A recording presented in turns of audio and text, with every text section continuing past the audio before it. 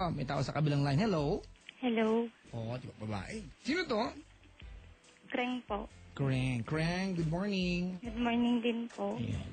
Ilan taon na po si Kreng? 18 po. 18. Opo. Ang ginagawa sa buhay? Ano po? Bakasyon na po. Ano po? Bakasyon na po. So, estudyante ka? Opo. Ano ka, incoming first year? Magta-third year na po. Ah, college? Opo. Oh, aga mo nag-aral, ha? Maaga ba o sakto lang? Sakto lang po. Ah, kasi nagtapos ako ng college, 11 lang ako eh. Ayun. Oh, sino maingay? Yung kuya ko po. Pakisabi kay kuya, matulog na siya, ha? Nag-uusap ka mo. Kuya! Hoy!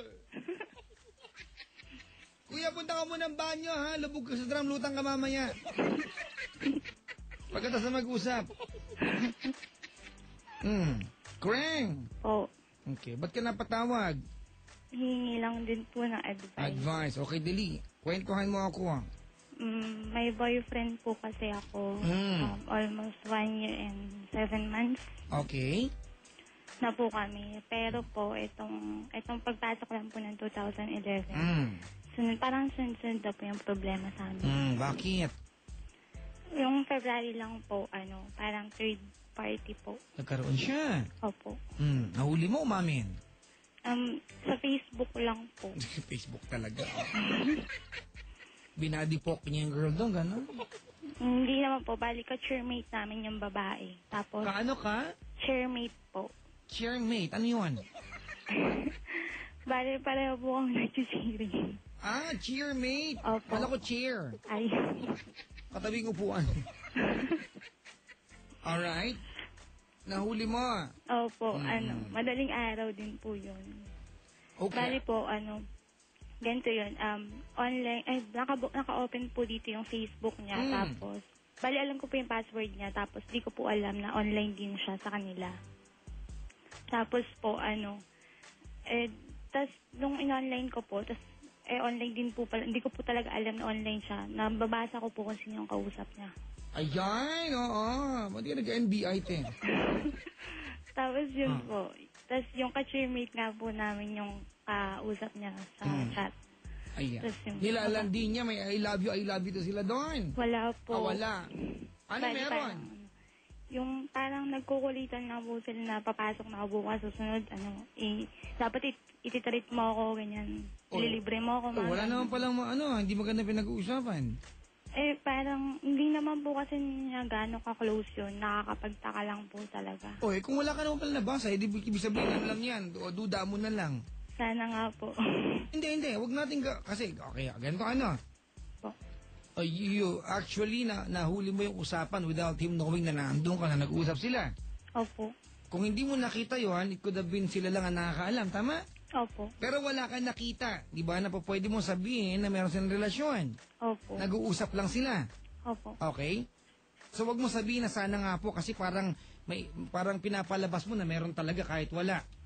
Parang ang dating gusto mapapaniwalain ang sarili mo na meron kahit wala. Opo. So wag nating isipin na may third party siya kasi wala. Tapos po, yung February lang po yun. Diba? Opo. Okay, so tapos, wala yun, ha? Opo. Ba't mo kasi binubuksan yung Facebook niya kahit alam mo yung password, huwag niyo pong gawin yan, di ba? That's not yours. Oo nga po. Igalang niyo yung boundary, mga kaibigan. Not because, di ba? Not because you can, you will. Alright? Opo. Hindi dahil alam mo yung password niya, pupuntahan mo, di kakalkalin mo. Although walang masama, kung wala naman tinatago, di ba? Opo. O gaya niya, nakita mo sila nag-uusap. Sa utak mo na may ginawa siyang kalokohan, pero nabasa mo, wala naman. Pero naniniwala ka, may ginawa siya. Kahit wala. Diba? Nag-a-addict ka ba? Hindi po. Hindi. Okay, good. Tapos po, ito pong March. Ayan.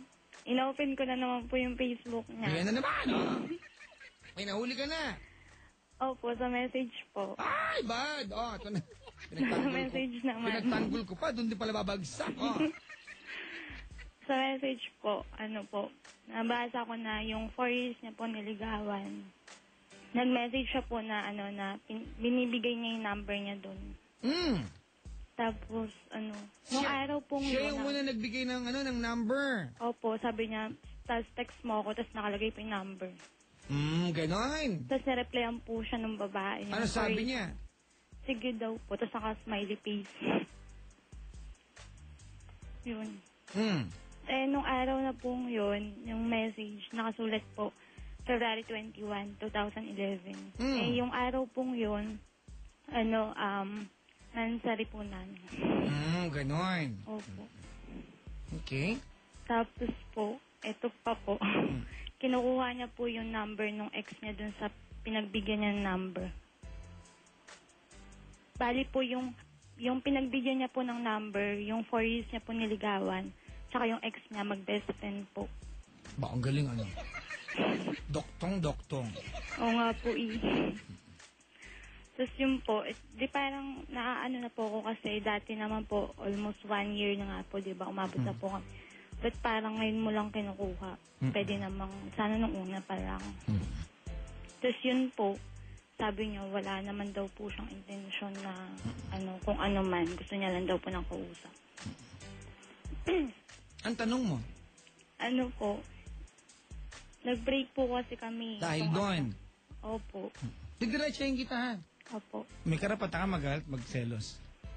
Oo nga po. Pero, wala naman siyang ginawang kalokohan. Opo. Diba? That doesn't mean na dahil kayo na, hindi na siya pwede makipag-usap. Although alam natin, mga kaibigan, di ba? Diyan nag-uumpis na yan, di ba? Opo. But so far, di ba, wala kang nakitang ginawa niyang mali. Opo. Di ba? I don't see anything wrong. Alright? Although, nangintindihan ko na you're a bit uncomfortable sa nangyayari, pero there's nothing wrong about it. Opo. Nakuha ko yung punto ko, wala akong nakikitang mali. Opo. Siguro uncomfortable ka, di ba? Siyempre, ex yun eh. Oo nga po. Di ba? Opo. Pero kung titignan mo, ikaw mismo, di ba? Asa na mali doon? Meron? Wala po. Ayun. Ayun po, nag-break na po kami. Tapos... Ikaw nakipag-break? Opo. Okay, wag na kayo magbalikan. Ay? Di ba? Di mo na siya kayang pagkatiwalaan. Yun nga po Hindi mo naman kaya, ba't magkabalikan pa kayo? Anong point? Tapos po, after nung 11 days, tsaka lang po ulit kami nagkabalikan. Nakapagbalikan po ako kasi hindi ko nga po kaya. Tapos, tinatanggap ko naman po yung pagkakamali ko na nagsaselos lang ako. Tapos hindi ko na po ulitin, kaso nga lang, parang after po namin magkabalikan, parang hindi na po siya yung dati. Ano? Kalabaw na siya ngayon? Ano? Hindi po.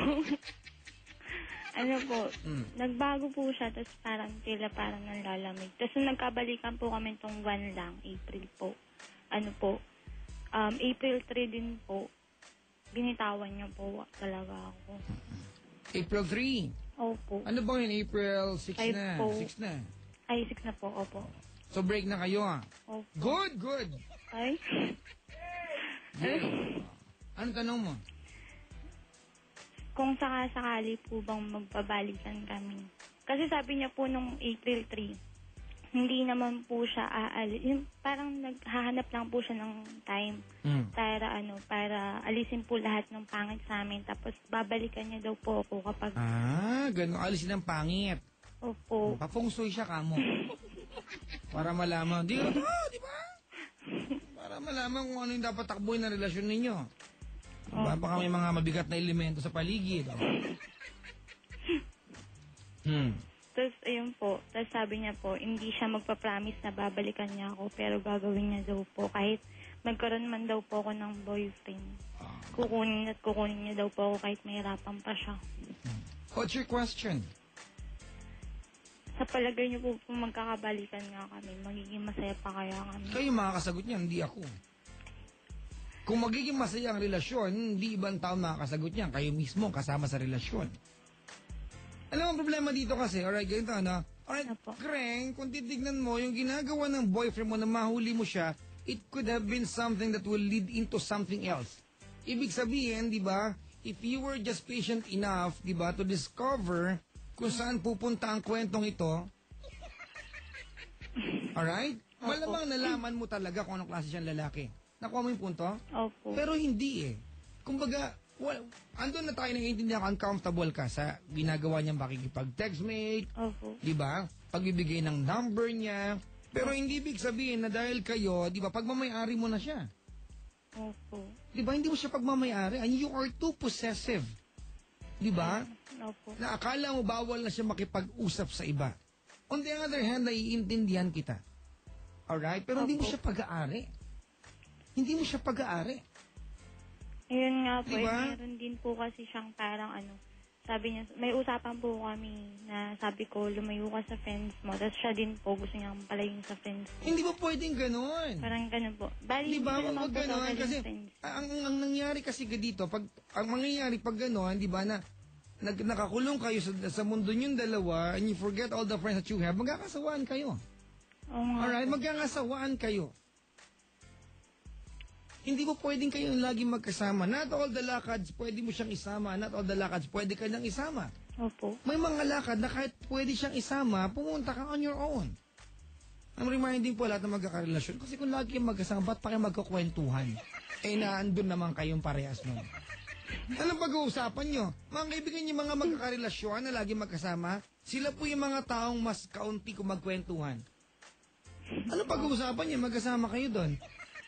Diba, pagtatalunan nyo, oo siguro. Pero para pag-usapan, magkwentuhan, no. Walang point nandun kayo parehas Diba? Opo. Yung mga taong ganyan, yung mga tipong pupunta ako sa ganito, kasama ako. Ay, hindi kayo magkakwentuhan yan. Mamatay po yung sense of conversation sa isang relasyon. Opo. Alright? Opo. O sige na, huwag na magbalikan. Ay. Diba, sumasakit lang ulo mo sa kanya, sumasakit lang ulo niya sa'yo. Ay. Diba?